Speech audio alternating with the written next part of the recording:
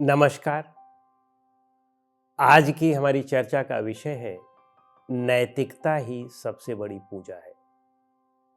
हमें अपने जीवन को नैतिक बनाना चाहिए। नैतिक का मतलब है कि सत्य, अहिंसा, ब्रह्मचर्य, अपरिग्रह, अस्तेय आदि इन जैसे मूल्यों पर अपने जीवन को ढालना चाहिए। और जब हम इन मूल्यों पर जीवन को ढालते हैं तो उस दरमियान, उस प्रक्रिया में हमें अनेक कठिनाइयों का सामना करना पड़ता है और उसे ही हम तप कहते हैं या तपस्या कहते हैं। तप या तपस्या का अभिप्राय यह नहीं है कि आप एक पैर पर खड़े हो जाएं, एक हाथ को ऊपर कर लें, साल 2 साल तक इसको किए रहें। यह वास्तविक तपस्या नहीं है, यह तो दिखाऊ तपस्या है, आडंबर है, पाखंड है। जो सही तपस्या ये है कि आप जहाँ भी हों अपने जीवन को नैतिक बनाए रखें और उस नैतिकता के लिए यदि आपको प्राण भी गंवाना पड़े तो उसमें चूकें न।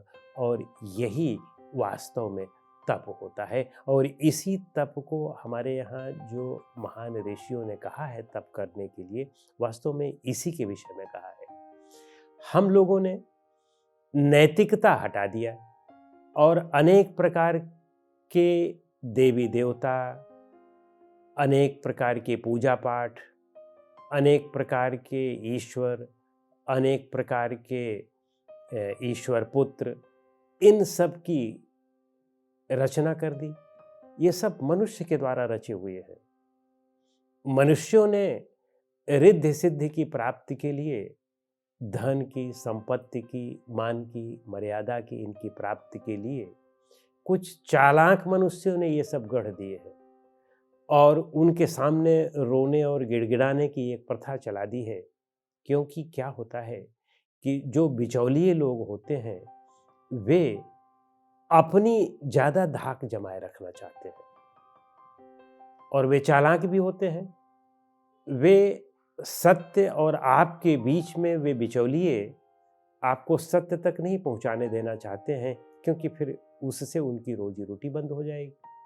तो इस कारण वे बीच में खड़े होकर के आपको उस सत्य से दूर रखने का, जितना भी दूर रख सकें उससे दूर रखने का प्रयास करते हैं और आप जितना ही उससे दूर रहते हैं उतना ही आप उनको धन सम्मान आदि देते हैं।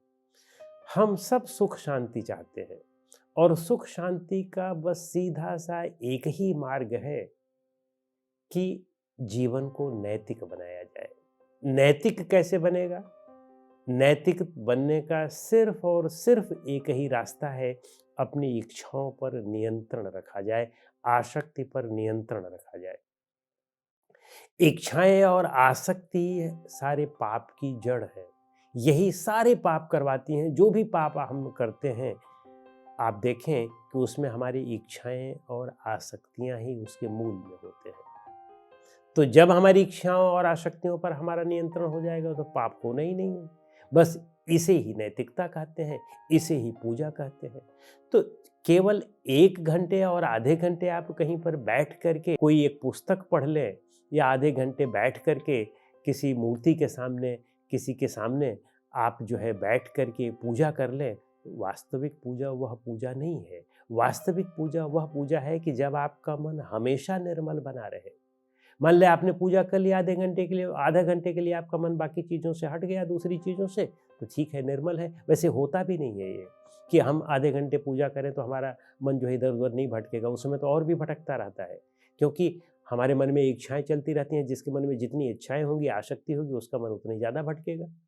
तो होता नहीं है। लेकिन बाय द वे मान लो आपका मन एकाग्र हो भी जाता है आधे घंटे, तो आप उस समय पूजा कर रहे हैं। बाकी साढ़े 23 घंटे आपका मन चंचल बना रहता है, उच्च श्रृंखल बना रहता है। तो फिर पूजा कहाँ हुई? पूजा का मतलब है कि मन आपका सदैव मक्खन बना रहे, मन आपका सदैव शांत रहे, निश्चल रहे, उसमें चंचलता ना रहे। जब मन की चंचलता को समाप्त कर देंगे तब वही वास्तविक हमारी शांति है। और वह शांति कैसे आएगी? वह शांति इच्छाओं के परित्याग से आएगी, वह शांति तप से आएगी। यानी आप अगर इच्छाओं को परित्याग कर रहे हैं और सत्य के मार्ग पर चल रहे हैं, तो आपको अनेक प्रकार के कष्ट भी झेलने पड़ सकते हैं, तो उनको झेलिए। लेकिन हम वैसे ही अनेक प्रकार के कष्ट झेल लेते हैं झूठ में रह करके, कष्ट पर कष्ट झेलते रहते हैं, लेकिन फिर भी बस केवल पाखंड बस और अपनी इच्छाओं के वश में आकर के बस उल्टा सीधा अनेक तमाम कार्य करते रहते हैं और आधे घंटे पूजा भी कर लेते हैं। आप ये देखें, मैं सबके लिए तो नहीं कहता हूँ, लेकिन अधिकतर आप लोग पाएंगे, अधिकतर लोगों को, कि जो जितने पूजा करते हैं, ये बाहरी पाखंड वाली पूजा करते हैं, वे उतने ही घोर पाप भी करते हैं। उन लोगों को देखें जो कम पाप करते हैं या नहीं पाप करते हैं, वो देखें अपने कर्म को ही, अपनी नैतिकता को ही जो है पूजा मानते हैं। तो वे नैतिकता का अभ्यास करते हैं, नैतिकता का पालन करते हैं, मन भी शांत रहता है, मन भी हल्का रहता है और ज़्यादा दूरी भी तय कर लेते हैं जीवन में, यानी बड़ा काम भी कर लेते हैं जीवन में। ऐसा नहीं है कि ऐसे लोगों के पास धन की कमी होती है, ऐसा नहीं है कि इनके पास स्त्री पुत्र बच्चे और पति नहीं होते हैं, ऐसा नहीं है कि इनमें किसी भी प्रकार की कमी रहती है, बस इनमें धैर्य होता है और उस धैर्य के साथ साथ सत्य का ज्ञान होता है कि इस तरह से शांति मिलने वाली है। और वह शांति जो है केवल इसी जन्म में नहीं रहेगी, अगर अगले जन्म में भी आप जीवन लेते हैं तो आप अच्छे घरों में जन्म लेंगे, अच्छे धन धान संपन्न घरों में जन्म लेंगे, और नहीं भी लेते हैं, गरीब घर में भी जन्म लेते हैं, तब भी आप अपने पुरुषार्थ से बड़ा बन जाएंगे, धनी बन जाएंगे और अच्छा कार्य करेंगे, बड़ा कार्य करेंगे, अनेक लोगों को रास्ता दिखाएंगे। ये सब चीज़ें, जो व्यक्ति जिसके कर्म अच्छे हैं, जो नैतिकता में रहता है, वह चाहे यहाँ रहे चाहे जहाँ भी रहे, वह हमेशा अच्छा ही अच्छा करता रहता है, बड़ा ही बड़ा करता रहता है और अपना साम्राज्य जहाँ भी जाएगा वहाँ स्थापित कर सकता है। तो कहने का मतलब यही है कि हमें नैतिकता में रहना है। हम नैतिकता को छोड़ करके अनैतिकता में चाहे जितनी पूजा कर लें, सुख शांति नहीं मिलने वाली है।